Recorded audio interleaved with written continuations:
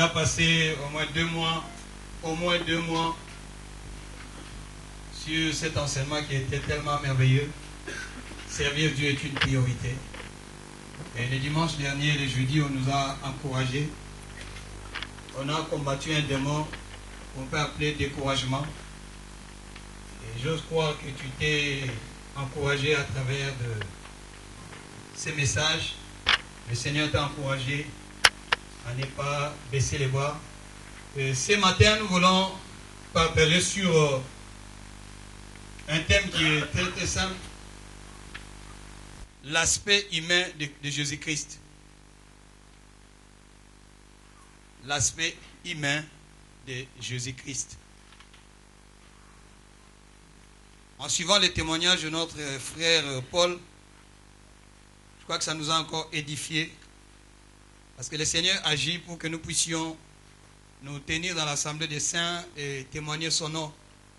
David a dit, Seigneur, si tu me délivres de mes adversaires, je me tiendrai dans l'assemblée des saints et je publierai ton nom. Le Seigneur agit, des fois il agit pour que toi tu t'élèves seulement pour témoigner, afin que les autres soient édifiés. Amen. Et que ceux qui étaient découragés, ceux qui avaient perdu l'espérance, puissent encore croire que ce Dieu-là n'a pas changé. S'il a fait dans la vie de l'autre, il peut aussi le faire dans ma vie. Parce que celui qui vit ne peut jamais, jamais, jamais perdre l'espérance. L'espérance nous fait vivre. Tu ne dois pas du tout baisser les bras. Et le frère a dit quelque chose de très capital encore. Il a dit, le Seigneur fait chaque chose bonne à son temps. Nous ne sommes pas les maîtres du temps. Nous ne maîtrisons rien du tout. Nous nous programmons. Parce que l'homme doit se projeter. Mais comme la Bible nous dit, il y a beaucoup de projets dans le cœur de l'homme. Mais seul le dessein de Dieu qui se réalise. Et je sais que le dessein que Dieu a formulé pour tout un chacun de nous, c'est un dessein de paix. C'est un dessein de bonheur. Et c'est rempli d'espérance. On ne perd pas espoir. Ce matin, nous voulons ressortir l'aspect humain de notre Seigneur Jésus-Christ. Nous allons dans le livre de Hébreux chapitre, nous allons plus parcourir le livre d'Hébreux ce matin. Hébreux chapitre 5. À partir du verset 5, normalement tu peux commencer à lire à partir du premier verset pour une bonne compréhension. Mais nous lisons le verset 5 à 8. Et Christ ne s'est pas non plus attribué la gloire de devenir souverain sacrificateur. Mais il la tient de celui qui lui a dit, tu es mon fils, je t'ai engendré aujourd'hui. Comme il dit encore ailleurs, tu es sacrificateur pour toujours, selon l'ordre de Melchisédek. C'est lui qui, dans le jour de sa chair, et a présenté avec de grands cris et avec de larmes, avec larmes de prière et de supplication à celui qui pouvait le sauver de la mort. Et ayant été exaucé à cause de sa piété, a appris, bien qu'il fût fils, l'obéissance par les choses qu'il a souffertes et qui après, bon, dans d'autres versions ça s'arrête là, mais dans cette Bible ça continue, il y a une virgule, on va s'arrêter là. A appris bien qu'il fût fils, l'obéissance par les choses qu'il a souffertes. Amen. Ici, on est en train de nous parler de Jésus-Christ comme étant un souverain sacrificateur. Mais avant de parler de lui, on a d'abord fait allusion à notre bien-aimé Aaron dans l'Ancienne Alliance. Dans l'Ancienne Alliance, c'est Aaron qui était le souverain sacrificateur. Et pour devenir ou être souverain sacrificateur, il y avait des conditions à remplir. Tout le monde n'était pas appelé à être souverain sacrificateur. Il fallait descendre de la lignée d'Aaron ou de Lévi. Et ici, nous voyons que le souverain sacrificateur devait être choisi parmi ses frères. Il ne sortait pas du ciel. Il ne descendait pas du ciel ou d'une planète quelconque. Mais il devait être choisi parmi ses frères. Mais on nous dit que ce souverain sacrificateur avait pour rôle de présenter les offrandes ou les sacrifices du peuple à Dieu. C'était son rôle, de consulter le Seigneur en faveur du peuple. Mais ce souverain sacrificateur, on met encore l'accent sur un point. Il était sujet à des faiblesses. C'était un être humain. Un homme comme toi et moi. Ce n'était pas un extraterrestre. Mais c'était un homme comme toi et moi. Il avait le sang qui circulait dans ses veines. Et il était aussi mortel. Mais quand on nous parle de ce souverain sacrificateur Aaron, on a fait une différence entre le sacerdoce d'Aaron et celui de Jésus-Christ. Et Jésus-Christ est venu sur terre. Ici on nous dit, Dieu a dit, il a choisi comme son fils. Il a choisi, là je parle maintenant de Jésus, il a choisi comme son fils. Et il a engendré. Il lui a donné naissance. Mais quand on parle de Jésus-Christ ici, je crois que dans la Bible, pour les lecteurs de la Bible, nous savons tous que Jésus-Christ présente plusieurs aspects dans la Bible. Mais je vais aujourd'hui mettre l'accent sur l'aspect humain de Jésus-Christ. Et dans ce livre d'Hébreux, on nous précise, quand tu vas encore dans Hébreux chapitre 4, dans chapitre 2, on nous parle de Jésus-Christ comme étant un être humain. Et dans ce passage-là où nous venons de lire, on nous fait comprendre que cet homme Jésus, quand il est venu sur terre en tant qu'humain, il a souffert. Il a souffert. Comme tout être humain est appelé à souffrir. Mais quand nous parlons de Christ, on nous fait comprendre qu'il a souffert. Mais il a souffert pour un objectif bien précis.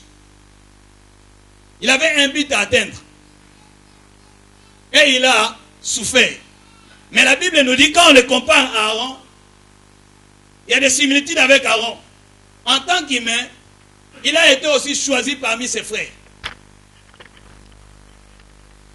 Et ici on nous dit, Jésus-Christ en tant qu'humain, il était aussi sujet à des faiblesses.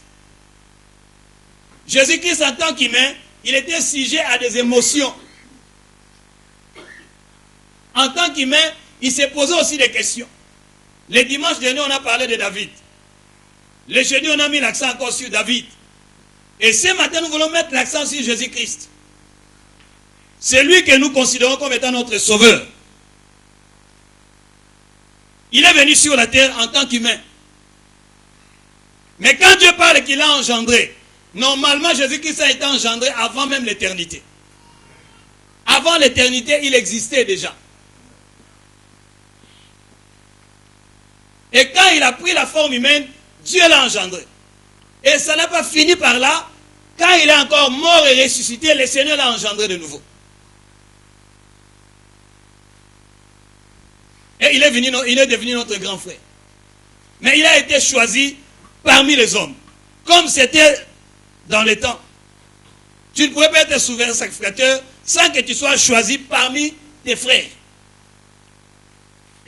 Et comme il était sujet à des faiblesses, il a souffert. Ici on nous dit, il a poussé des cris, des grands cris, avec larmes. Il a pleuré comme on a dit le dimanche pour notre bien-aimé David. David a pleuré.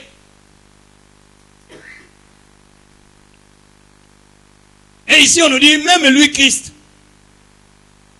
il a pleuré. Il a poussé des cris. Il a versé des larmes. Il a connu l'affliction. Mais ce qui est formidable dans ce passage, on nous dit, lui, il est devenu souverain sacrificateur. Nous n'aurons pas trop de détails à donner. Il est devenu souverain sacrificateur non selon l'ordre d'Aaron, mais selon l'ordre de Melchisédek. Melchisédek a existé avant Aaron.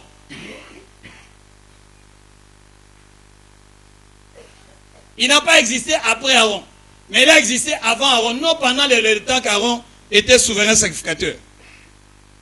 Mais on nous dit, c'est lui qui dans le jour de sa chair, ayant présenté avec de grands cris et avec larmes de prières et de supplications à celui qui pouvait le sauver.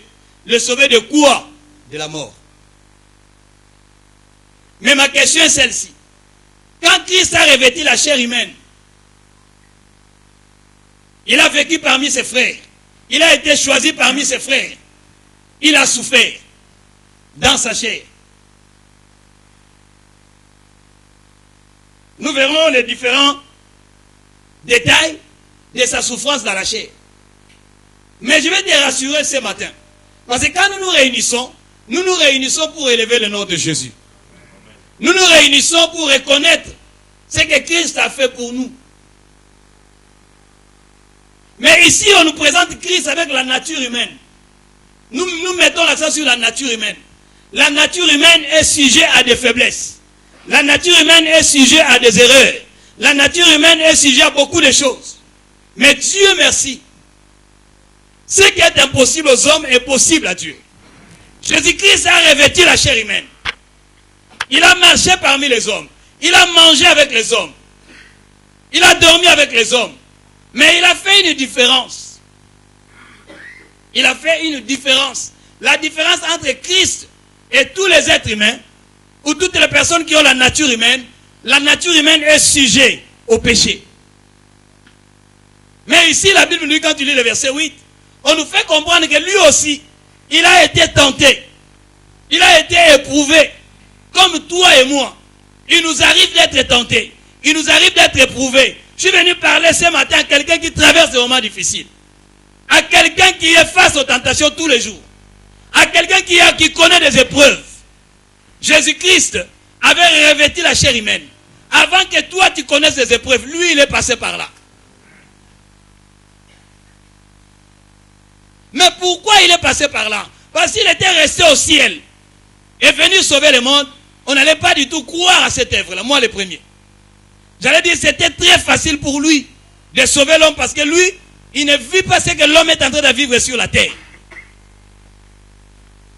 Et comme il est omniscient, Dieu détient toute la science du monde, il connaît ce que nous pensons. Il nous a devancés.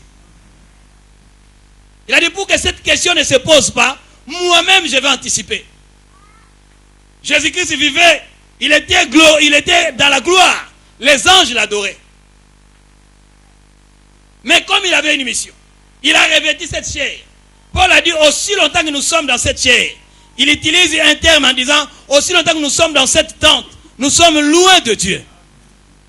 C'est ce que je veux que tu comprennes, frère. Aussi longtemps que tu as revêtu la chair humaine, aussi longtemps que tu as la nature humaine, tu es loin de Dieu. Raison pour laquelle toi et moi, nous devons tout le temps rechercher le Seigneur. Très important. Nous avons un rendez-vous dans une semaine. Il y a un rendez-vous ici dans une semaine. Ne te dis pas que tu es au top. Ne te dis pas que toi c'est fini. Moi, toi, tu n'as plus besoin de ça. On nous fait comprendre ici que Christ, en revêtant la chair humaine, il était sujet à des faiblesses. Mais malgré ça, ce que j'aime, ce qui fait la différence de Christ avec les autres prophètes qui ont vécu avant lui. Lui aussi, il avait la chair humaine. Mais dans cette chair humaine, il n'a pas du tout péché. Parce que c'est le péché qui détruit la chair humaine. Mais lui, il a revêtu la chair humaine, frère. Des fois, tu peux ne pas manquer de versets. Tu peux ne pas manquer quoi dire. Mais ce que tu peux seulement dire, ou tu peux reconnaître, comme le frère quand il témoignait, il a dit, je suis convaincu. Je suis convaincu que ça ne s'arrête pas là. Le Seigneur va m'amener encore plus loin. En fait, ce qui est important, nous devons être convaincus que Christ est différent des autres. Il ne faudrait pas que ça soit un slogan. Il ne faudrait pas que ça soit juste on t'a raconté des contes. Mais il faudrait que ça devienne une réalité. Il a revêtu la chair humaine. Réalisons ici. On nous dit que Christ est venu pour nous sauver.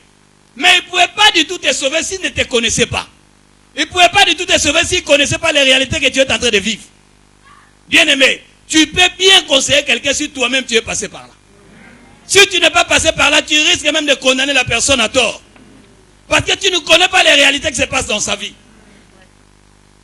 Tu seras le premier à condamner. Ou à indexer la personne. C'est pour cela que Christ lui-même a revêtu la chair humaine. Et j'aime la parole de Dieu.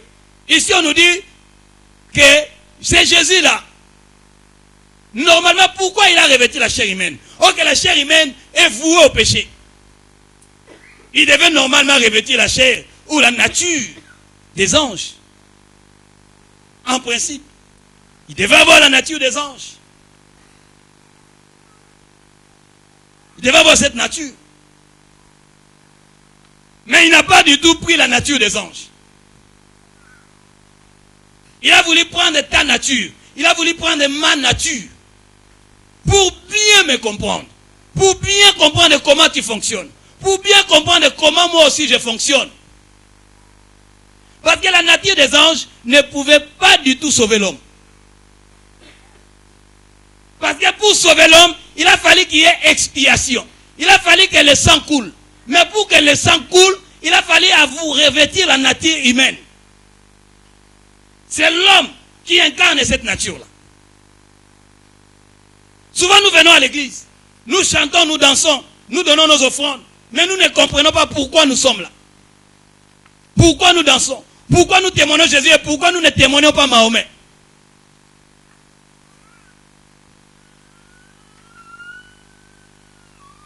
Des fois, tu as du mal à crier vers lui. Tu as du mal à l'invoquer parce que tu ne comprends pas qu'est-ce qu'il est venu faire. Et qu'est-ce qu'il a fait, par où il est passé. Il devait normalement revêtir la chair ou la nature des anges. Il n'a pas fait. Et non seulement revêtir la nature ou prendre la nature des anges, il devait aussi, parce que la Bible nous dit qu'il y a eu des anges dessus. Les anges qui ont désobéi à Dieu. Mais qu'est-ce que Christ a fait pour ces anges? Il n'a rien fait. Il n'a rien fait. Il devait revêtir aussi la nature des anges pour aller à la recherche de ces anges qui se sont dessus. Mais il n'a pas fait. Il a revêtu ta nature, ma nature. Vous verrez que dans la Bible, on ne nous parle pas d'un plan du salut pour les anges. Il n'y en a pas.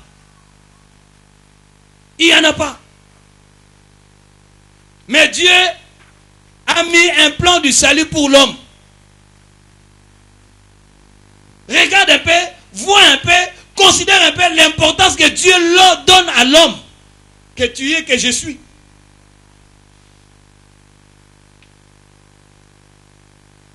L'ange a désobéi avec ses démons, avec ses acolytes. Mais Dieu n'a rien fait. Il n'a rien fait. Il n'a rien fait. Mais quand toi et moi nous nous sommes éloignés de lui, il a mis un plan en place. Dieu est toujours à la recherche de l'homme. Christ n'est pas là pour te condamner. Non, loin de là. Il a besoin de toi. Il n'est pas là pour te condamner. Lui-même dans sa chair, la Bible nous dit ici, il a poussé des cris. Il y a des détails. Quand il vivait sur la chair et sur la terre, avec la chair humaine, il a souffert. Il y a un moment, quand tu lis la Bible dans le livre de Matthieu, dans le jardin de Gethsemane, Jésus a poussé des cris. S'il t'arrive de passer des moments difficiles, de pousser des cris, frère, c'est biblique. Je veux que tu comprennes. Il a poussé des cris. Il a pleuré. Sa sueur s'est transformée en grumeaux de sang. Il a ressenti la douleur.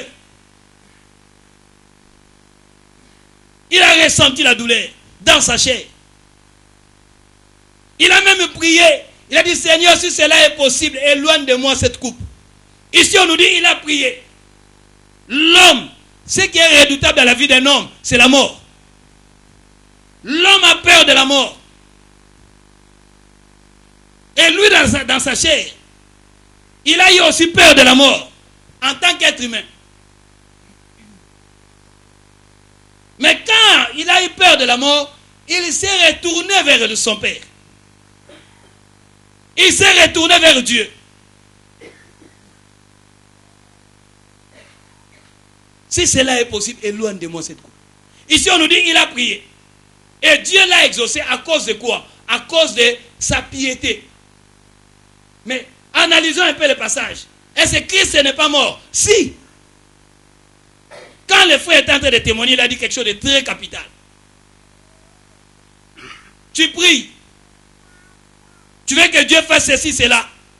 Et ça ne s'est pas encore réalisé. Ne condamne pas Dieu. Dieu est souverain. Ici, Jésus-Christ dans la chair. Dans la chair, moi je vais dire qu'il n'a pas été exaucé dans la chair. Parce que dans sa chair, il a eu peur de cette mort atroce. Il a prié Dieu pour que le Seigneur puisse écarter cette mort. Mais Jésus est passé par la mort. Il y a d'autres situations que Dieu est en train d'endurer. C'est pour que la gloire de Dieu se manifeste. C'est pour que les autres puissent en bénéficier. Mais le grand problème est que tu comprennes quelle est la volonté de Dieu dans ce que tu es en train d'endurer. Très important.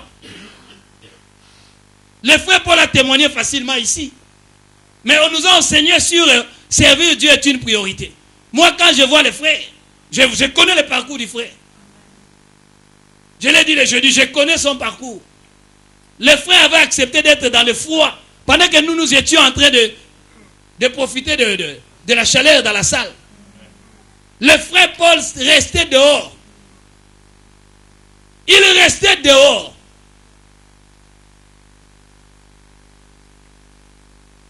Et il faisait très froid.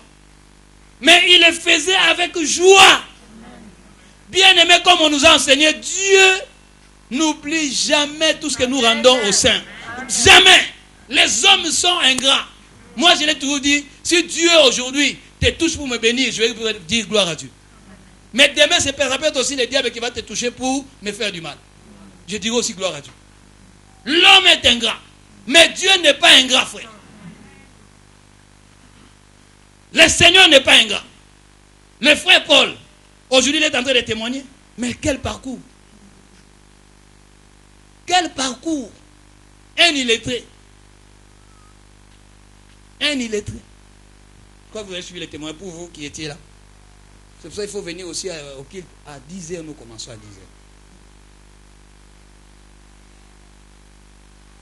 Ne viens pas seulement quand on commence la parole. Peut-être la parole d'aujourd'hui peut ne pas te concerner. Mais pendant que je suis en train de parler, je ne passe seulement une seule personne. Le culte, c'est du début jusqu'à la fin, c'est le culte.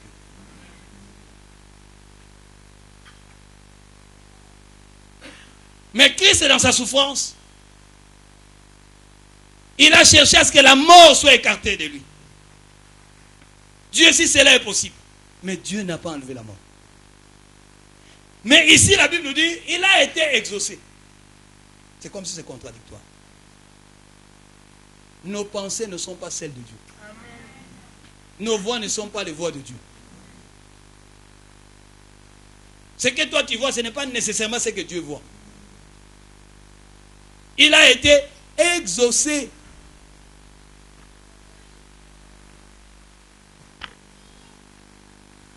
La Bible nous dit dans le livre de Matthieu, chapitre 4. Jésus avait faim. Il avait faim. Comme toi aussi, tu es sujet à la faim. Il t'arrive aussi d'avoir faim. Parce que tu as la nature humaine. Quand tu as faim, tu as besoin de manger. Et lui, c'était dans une circonstance bien définie. Il était en train de jeûner et prier. Et maintenant, il avait faim.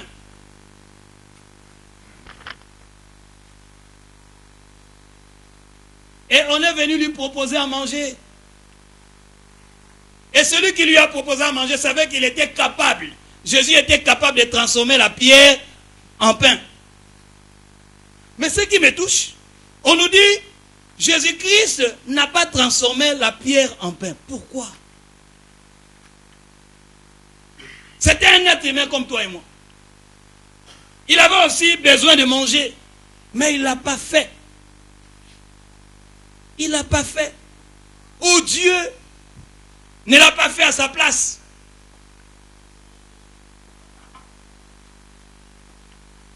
Il a été établi fils.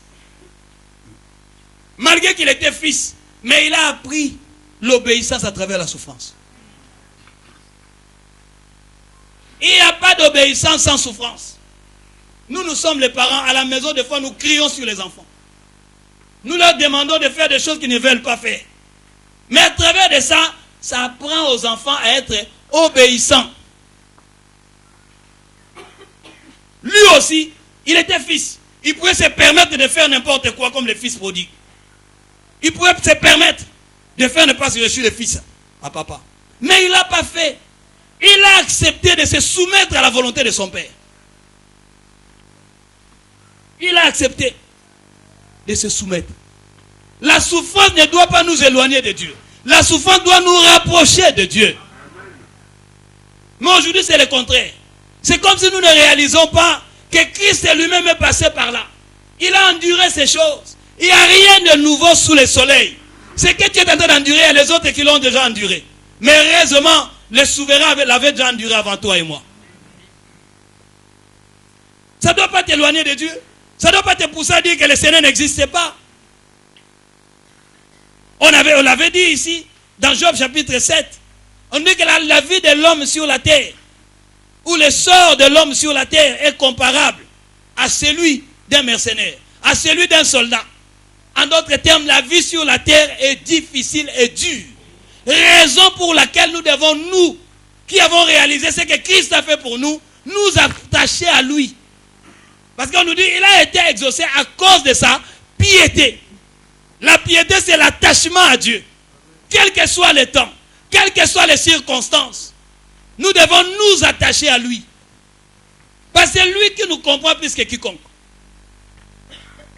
Quand tu lis Hébreux 4, on nous dit, il nous comprend. Il nous comprend. Quand nous sommes tentés, quand nous sommes dans des tribulations, lui nous comprend plus que quiconque. Je veux que tu aies cette assurance, frère.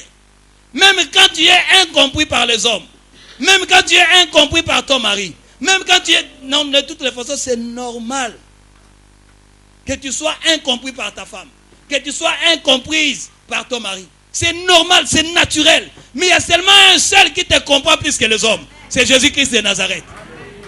Je veux que tu comprennes ça. Même si on ne te comprend pas, mais tu dois t'encourager. Tu ne dois pas céder au découragement. Mais tu dois t'encourager parce que le Seigneur Jésus-Christ est passé par là. Lui-même aussi, il a été incompris. Quand il avait revêtu la chair humaine, il a été incompris.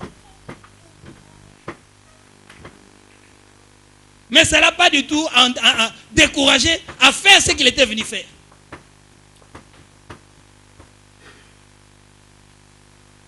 Il a crié, il a prié.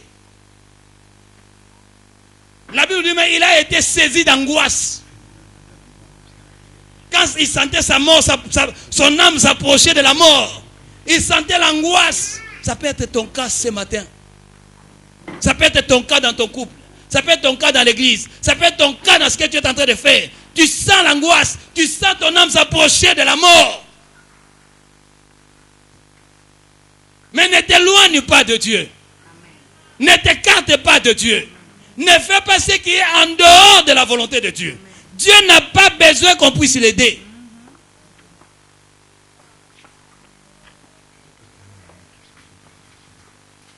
C'est lui le Bénézé. Le secours qui ne manque jamais dans la détresse. Ne sorte pas de ce que Dieu veut de toi.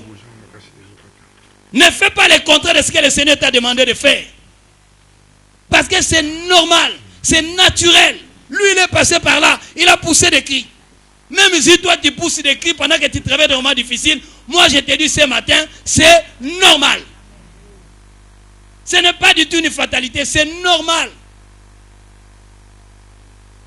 Il voulait que le Seigneur le délivre de la mort, mais il est passé par la mort. Mais la Bible dit, s'il a été exaucé, c'était à cause de sa piété. Parce qu'il est resté attaché à Dieu.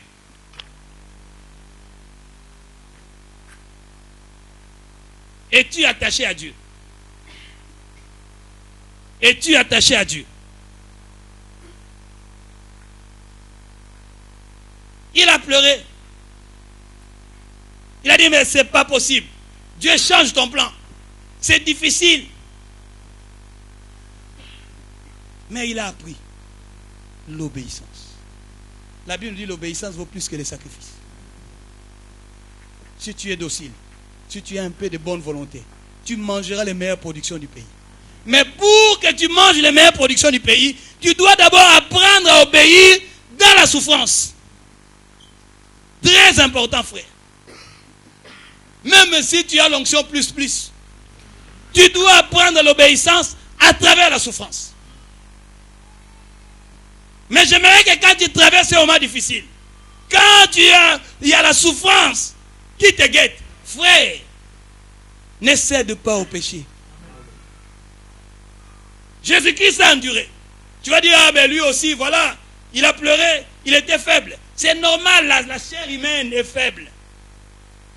Christ, il était avec les disciples dans Matthieu 26. Nous connaissons le passage du verset 21. Il a dit, veillez et priez. Veillez et priez. Pourquoi? Parce que la chair est faible. Mais l'esprit est bien disposé. Mais pourquoi tu dois veiller et prier? Parce que tu as la chair humaine. Afin de ne point tomber en tentation. Le diable nous guette tous les jours. Chaque seconde, chaque minute, chaque heure, chaque mois, chaque année. La Bible dit, il rôde comme un lion rugissant, cherchant qui il peut dévorer. Mais normalement, nous deux, nous devons plus être dévorables par le diable. Parce que nous nous attachons à Dieu. Si nous nous attachons à lui, frère, nous devenons indévorables face à ses assauts. Mais ce que Dieu te demande, frère, de t'attacher à lui. Ne t'attache pas aux hommes. Les hommes vont te décevoir demain. Mais attache-toi à Dieu. Mais tu ne peux pas t'attacher à Dieu si vous ne vous mettez pas d'accord. Pour t'attacher à lui, tu dois faire ce qu'il te demande de faire. Jésus-Christ est un fils, mais il a appris l'obéissance. Es-tu obéissant? Es-tu obéissante vis-à-vis de ce que le Seigneur te demande de faire? Lui, il est resté fidèle. Et la suite, on nous dit, il a été élevé à la perfection. Es-tu fidèle? Comprends-tu quelle est la volonté de Dieu dans ce que tu es en train de traverser?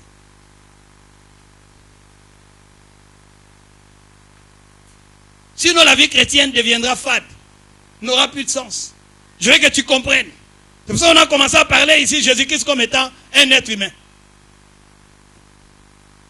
Parce que malgré qu'il était fils de Dieu, il était aussi un vrai homme. Quand on parle de Jésus comme étant fils de Dieu, on fait allusion à sa divinité. Mais il était aussi un vrai homme.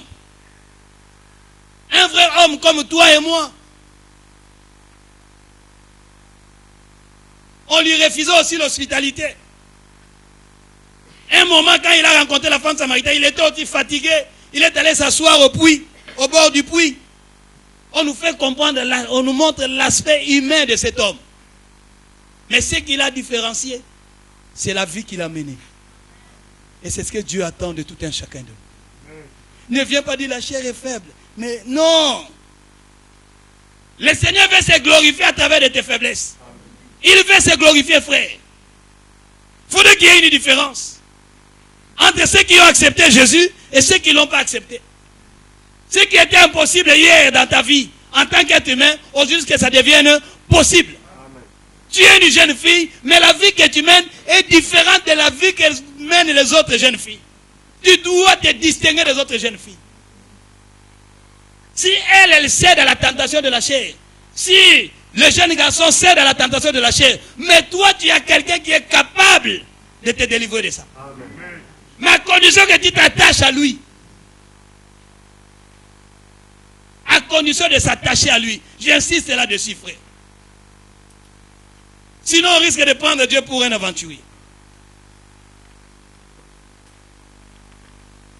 Mais Dieu est juste dans ce qu'il fait.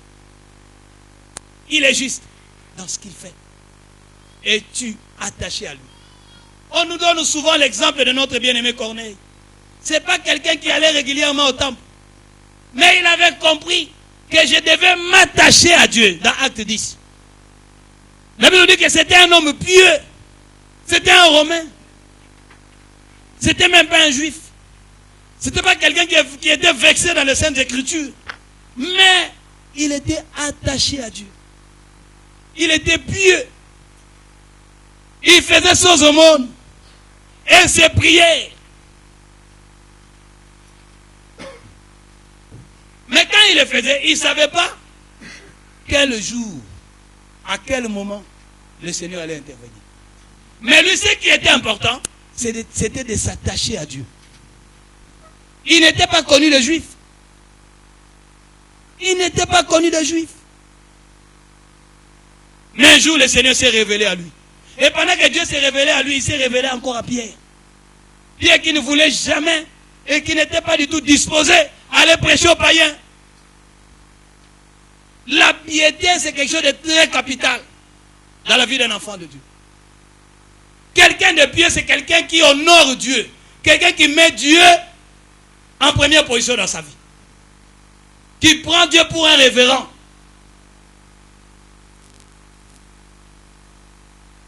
Corneille, un étranger.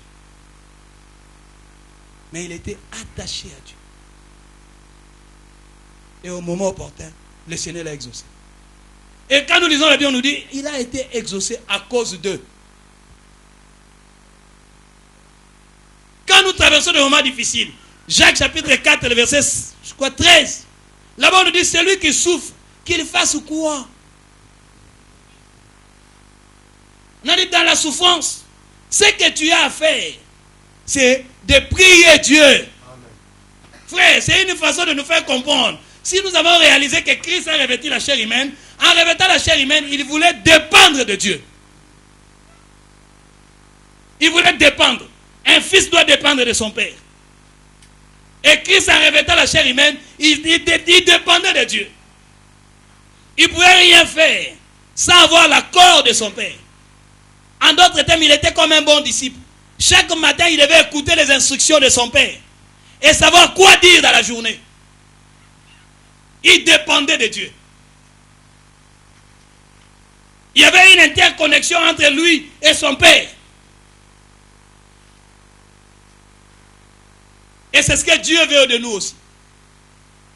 Mais on nous dit, celui qui souffre doit prier. Tu peux aller te confier à un homme. Demain, il va dire le contraire. Mais la Bible dit, si tu es dans la souffrance, prie. Amen. On a dit, celui qui est dans la joie chante. Mais toi qui traverses des moments difficiles, prie. La prière, ça marche. Amen. Nous ne savons pas comment Dieu a fait pour Paul. Même nous autres, on priait pour lui. On disait, Seigneur, fais grâce à ses frères. Fais-lui grâce. Le temps lui appartient. Dans la souffrance, au lieu de t'écarter de Dieu, va vers lui dans la prière. Parce que Christ l'a fait. Dans sa chair. Il a compris qu'avec cette chair, je risque de m'écarter de la volonté de Dieu. Il est allé prier Dieu. Il s'est attaché à Dieu. Parce qu'il savait que la vie sur terre est compliquée. Il y a des choses que nous ne prévoyons pas. Tu peux te retrouver demain sans maison. Tu peux te retrouver demain sans femme. Tu peux te retrouver demain sans mari. Comment tu vas faire? Tu vas faire comme les autres font ou tu vas t'attacher à Dieu?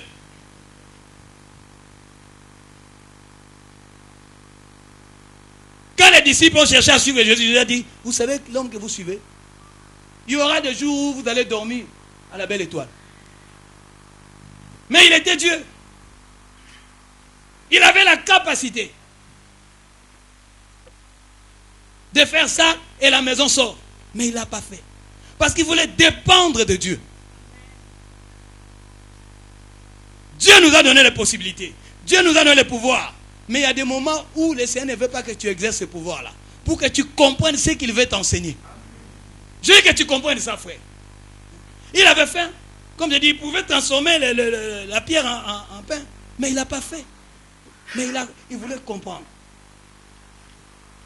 Qu'est-ce que le Seigneur veut m'enseigner? Qu'est-ce que mon Père veut m'enseigner? Ces jours-là, quand on est venu l'arrêter, j'ai dit, mais Jésus aussi est compliqué. On est venu l'arrêter en tant qu'humain. Il avait besoin, j'ai bien dit en tant qu'humain, il avait besoin que les disciples puissent le défendre. Et Paul Pierre a compris, il a dit, le maître, il va voir que moi je suis l'homme le plus fort. Ça, c'est le raisonnement humain. Il y a des choses que nous faisons suite au raisonnement humain. Mais la Bible te dit, la Bible me dit, ne nous conformons plus au siècle présent. Mais nous devons être transformés par le renouvellement de l'intelligence. Nous devons maintenant avoir une intelligence qui est renouvelée par Dieu. Pour comprendre ce que Dieu veut faire avec toi.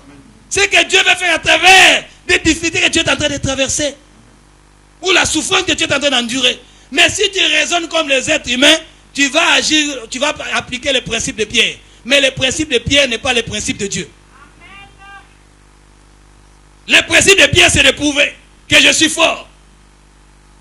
Le frère a dit, Dieu prend les choses viles, les choses faibles. Il te prend de la poubelle. Il prend de la poubelle, il t'amène, il te fait asseoir avec les grands. Ça, c'est Dieu seul qui le fait. Ce n'est pas parce que tu as fait des efforts. Mais ce qu'il te demande, c'est de t'attacher à lui.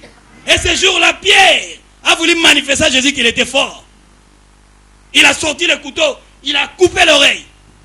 Jésus a regardé, il a dit non. Tu sais Pierre, comme tu me vois là, comme tu me vois, je pourrais demander non seulement une seule légion. Une légion fait au moins 7000, s'il faut arrondir. 7000 soldats.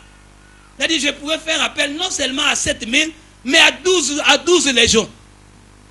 7 multiplié par 12. Je pourrais faire appel à 12 légions. Mais je ne l'ai pas fait. Je ne l'ai pas fait. Je veux que la volonté de mon Père s'accomplisse dans ma vie. Il y a des moments où, frère, nous cherchons à nous défendre. Laissons Dieu nous défendre. Quand tu te défends toi-même, tu vas à côté de la plaque. Mais quand Dieu te défend, il te défend comme il faut. Il a dit à moi la vengeance et à moi la rétribution. Mais pour comprendre ça, il faut d'abord rentrer dans l'aspect humain de Christ. Il a été face à des menaces, mais il n'a rien fait. Il a laissé le Père agir. Il n'a rien fait. Mais toi, à chaque fois, tu te venges. À chaque fois, tu répliques. Est-ce que ça honore le Seigneur? Ça te permet d'être attaché ou détaché de lui? Il a dit, sans moi, vous ne pouvez rien faire. Tu peux faire des efforts. Tu peux te rouler par terre. Mais sans lui, tu ne peux rien faire. C'est pour ça que Christ avait compris. Quand il avait revêtu la chair humaine, il a compris que de moi-même, je vais m'appuyer à ma chair, je serai dessus. Je ne peux pas m'appuyer à la chair, mais je dois m'appuyer à celui qui m'a envoyé pour accomplir sa volonté. Quelle est la volonté de Dieu pour toi? Quelles sont tes réactions face à des menaces? Il pouvait aussi opposer la résistance. Il pouvait opposer la résistance. Il a fait comprendre à Pierre que j'ai ces pouvoirs-là, mais je ne le fais pas. Je n'exerce pas ces pouvoirs. Je ne fais pas ça. Parce que je sais.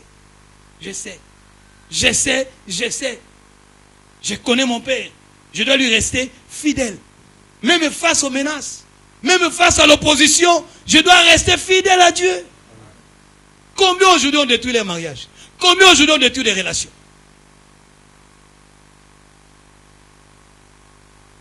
Pourquoi? Parce que. Non, ce n'est pas parce que nous prions. Même si on prie, Pierre avait sorti le couteau. Ah, les principes de Pierre t'éloignent de la volonté de Dieu. Jésus lui a fait comprendre. Non, nous ne nous comportons pas ainsi. Nous ne laissons notre Père nous défendre.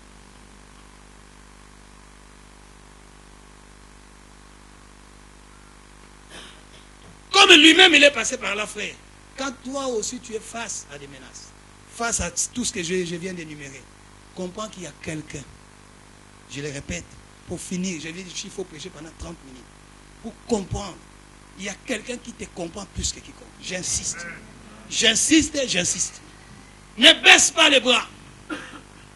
Là où il est, il te comprend. Mais ce qu'il te demande, d'être attaché à lui. La nature humaine est sujet à des faiblesses. Mais dans ce moment-là, ne cherche pas à plaire à la chair. Cherche à plaire à Dieu.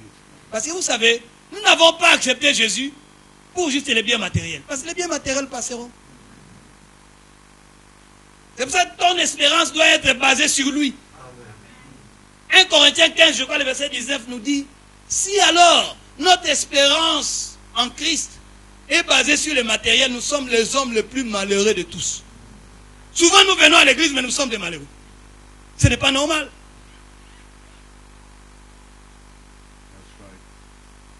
Quelqu'un qui a accepté Christ ne peut plus être malheureux. Non.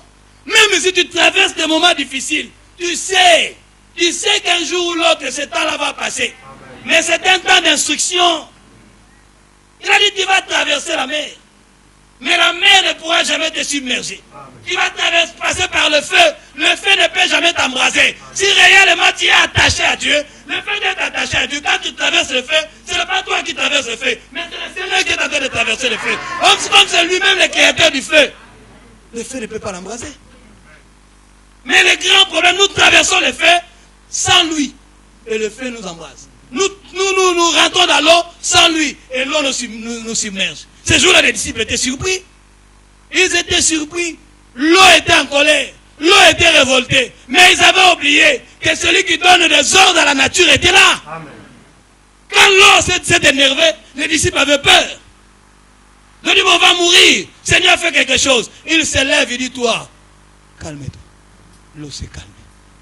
Mais le grand problème, c'est d'être avec lui. C'est d'être avec lui. Ne regarde pas le matériel. Le matériel doit être le bénéfice de ton attachement à Dieu. Amen.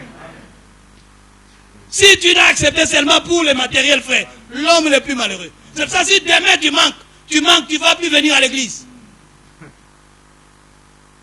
Tu vas dire non, je viendrai.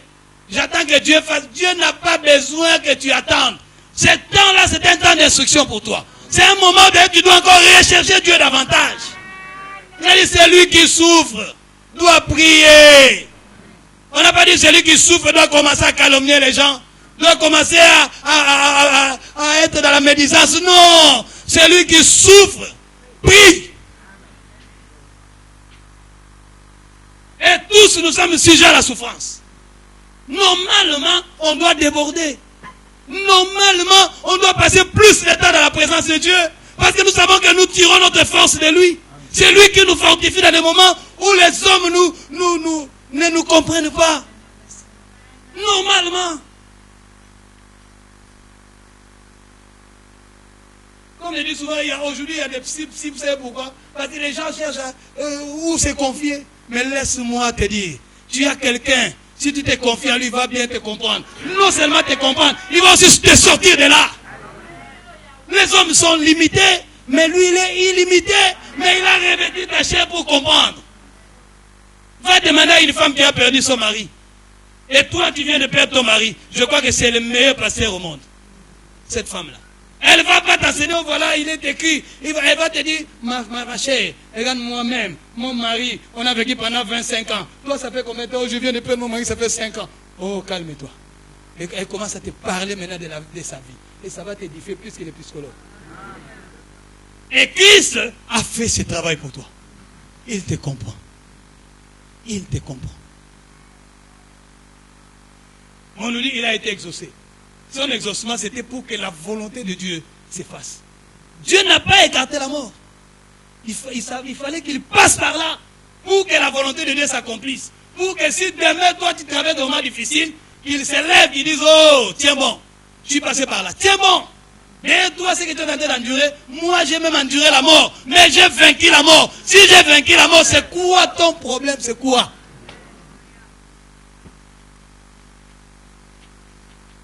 Jésus est réel, bien-aimé. Il a vaincu la mort. Il est réel, le frère l'a dit. Si toi, tu ne crois pas, lui, il croit. Il sait d'où Dieu l'a tiré. Et il sait où Dieu est en train de l'amener, frère. J'aimerais que ça soit aussi ton cas.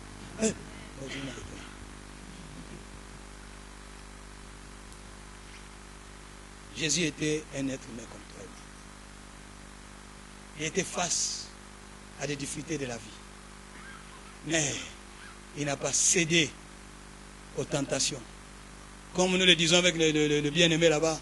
Vous savez, la Bible nous dit, c'est pour ça que je cherche à être spirituel. 1 Corinthiens 10 nous dit 13. La Bible nous dit, bien-aimé, aucune tentation qui... aucune. Quand Dieu dit aucune, aucune. Si tu es face à des tentations, aucune alors ne peut te surpasser. Aucune. À travers ces tentations, Dieu va te donner les moyens pour que tu puisses t'en sortir. Mais ce qu'il demande, il dit les tentations sont humaines. Donc tu vois que quand tu as la chair, tu es sujet à la tentation. Mais maintenant, ce qu'il te demande, de ne plus rester humain, mais d'atteindre une dimension de spiritualité. Quand tu atteins cette dimension de spiritualité, tu as le dessus. Tu as l'ascendant maintenant sur tout ce qui est humain. Et tu ne vas plus utiliser le même langage que les autres. Alléluia. Je vais continuer à parler comme ça, lèvons-nous.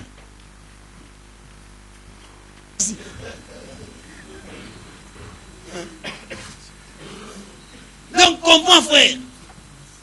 Je veux que tu comprennes. C'est pour ça que quand on dit on élève Jésus, tu dois l'élever, je ne sais comment. On a appelé l'homme de douleur. Mais il a enduré tout ça pour te faire comprendre, frère, que quand tu endures toutes ces choses, tiens bon, ne lâche pas. Élève la voix. Élève la voix.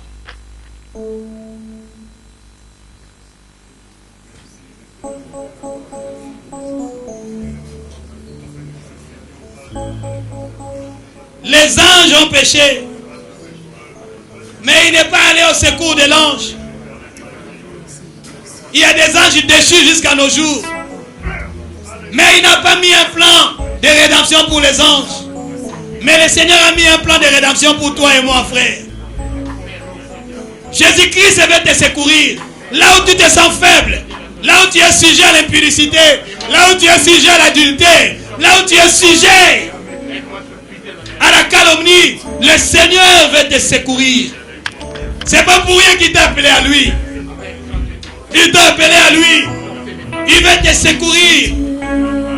Ton couple est en train de battre de l'aile. Tes projets, tu ne trouves plus d'issue. Mais je te dis, il y a quelqu'un qui te comprend plus que quiconque. Il a fait l'œuvre merveilleuse à la croix. Il a accepté de souffrir. Il n'a pas souffert comme un pécheur, mais il a souffert parce qu'il voulait te sauver. Il a souffert pour te venir en aide. Montrera la voie. Si Dieu nous a appelés, il nous bénira pour nous amener. Celui qui souffre doit prier. La prière marche. La prière nous permet d'être en communion avec le Seigneur. Ne cède pas, je t'en prie. Ne cède pas.